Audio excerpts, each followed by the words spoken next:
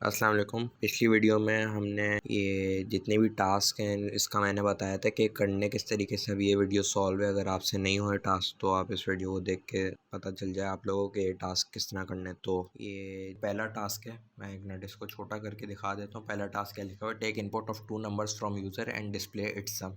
देखो मैंने num1 लिया इनपुट, फिर num2 लिया इनपुट, ठीक है। उसके बाद इसको मैंने प्लस कर दिया, sum is equal to num1 plus num2। आप लोग के दिमाग में सवाल आया होगा ये एंड क्यों लिखा हो सकता है आप लोगों ने मिस्टेक भी की हो। अच्छा, इसको मैं सम से हटा के ऐड लिख रहा हूँ, ऐड से ही, हाँ, क्योंकि देखो सम पर्पल हो रहा था तो मैंने कहा है ना, जब भी कोई चीज़ पर्पल या ऑरेंज किसी भी कलर में आ जाए तो कोशिश करो उसको ना ही यूज़ करो। तो फिर मैंने इसको ऐड कर दिया। num1 कुछ भी हो सकता है, num2। int क्या है, int है इंटीजर। अब देखो फॉर एग्जांपल यहाँ पे मैं मेरे ख्याल से इसको रन करके ट्राई कर लेते हैं। अभी छोड़ दो, मैं नीचे क्या कर रहा हूँ वो आपके काम का नहीं है। मैं ऐसे अभी ऊपर वाला टास्क करा रहा हूँ, अभी आप नीचे भूल जाओ क्या हो रहा है। अब आप इस पे गौर करो। मैं इसको बल्कि कोशिश करता हूँ नीचे आगे आगे भी कर दूँ। अब सिर्फ इस पे गौर करो, यहाँ पे क्या हो रहा है। मैं इसको फॉर एग्जांपल यहाँ पे मैं कुछ भी नहीं लिखता, देख लेते हैं एरर आ रहा है या नहीं। ऐसा भी ना हो कि हम ही गलत हो जाए। F5 दबाया, enter first number for example 78 डाल दिया।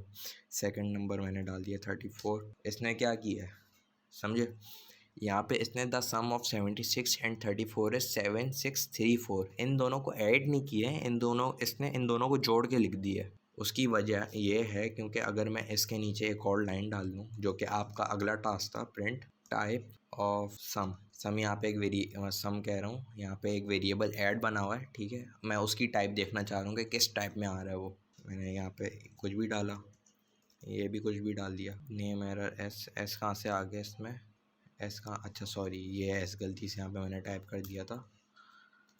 हाँ, यहाँ पे दोबारा नंबर लिख दिए, ये दोबारा नंबर लिख दिए। हाँ, ये देखो ये आ रहा है यहाँ पे क्लास स्ट्रिंग। स्ट्रिंग क्यों आ रहा है, मुझे इंटीजर चाहिए जब मैं ऐड करना चाह रहा हूँ।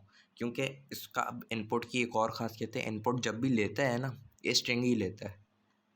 ये कभी भी इंटीजर, फ्लोट या कुछ और नहीं लेता है, लेता ही सिर्फ स्ट्रिंग है।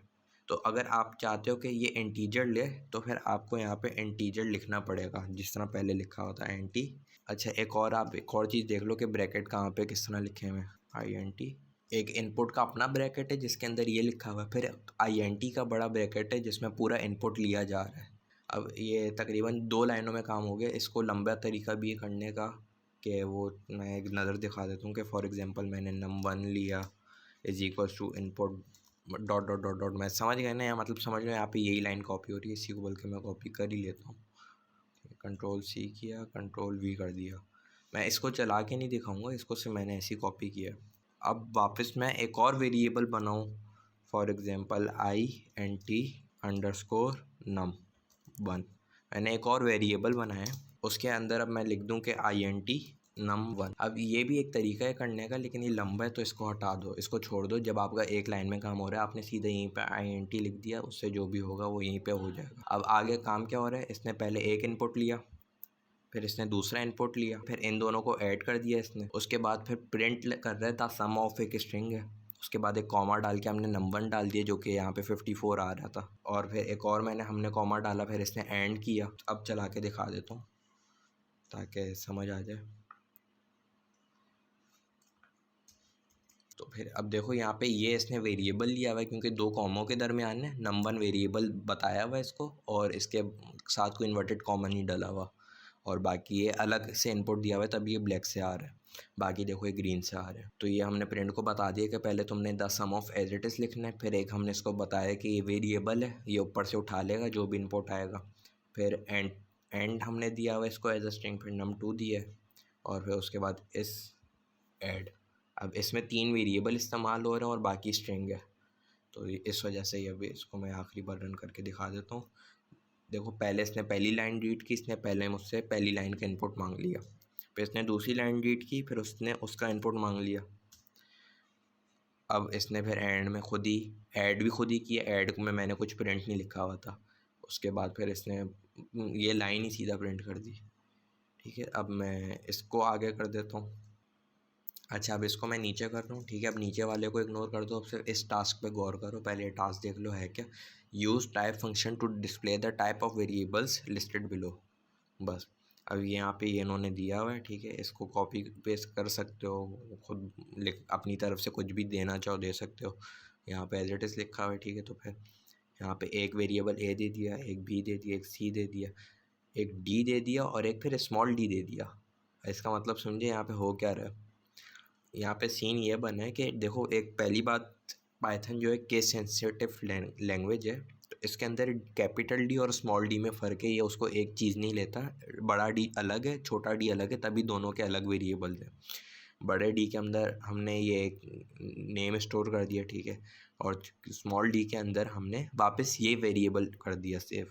तो अब असूलन अगर हम जब इस डी को लेंगे तो ये वापस ए की वैल्यू लेगा, 435 है जो कि।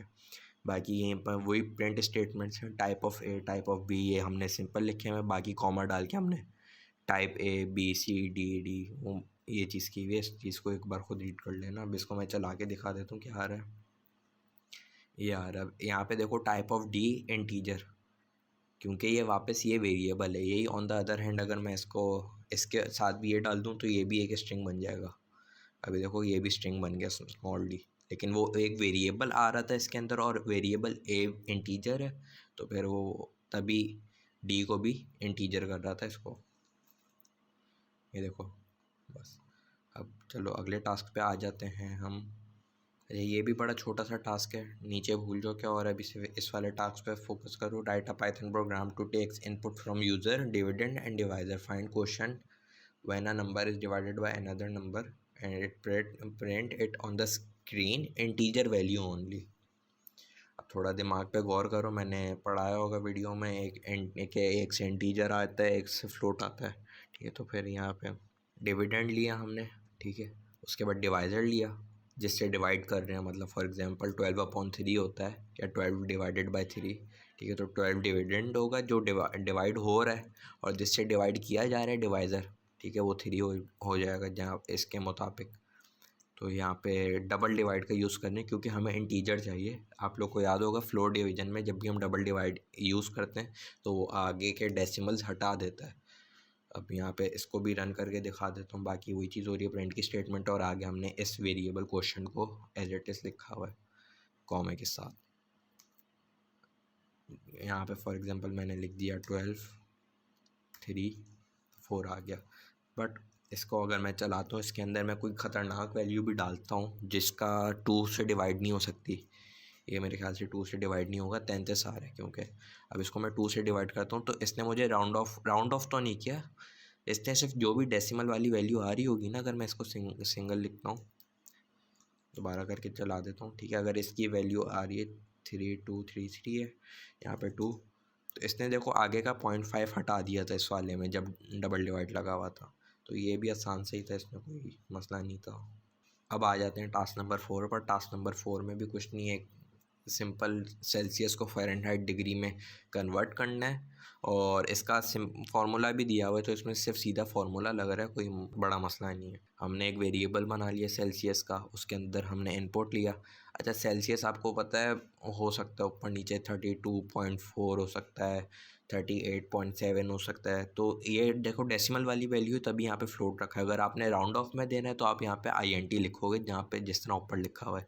फ्लोट आपको पता है डेसिमल वाली वैल्यू होती है।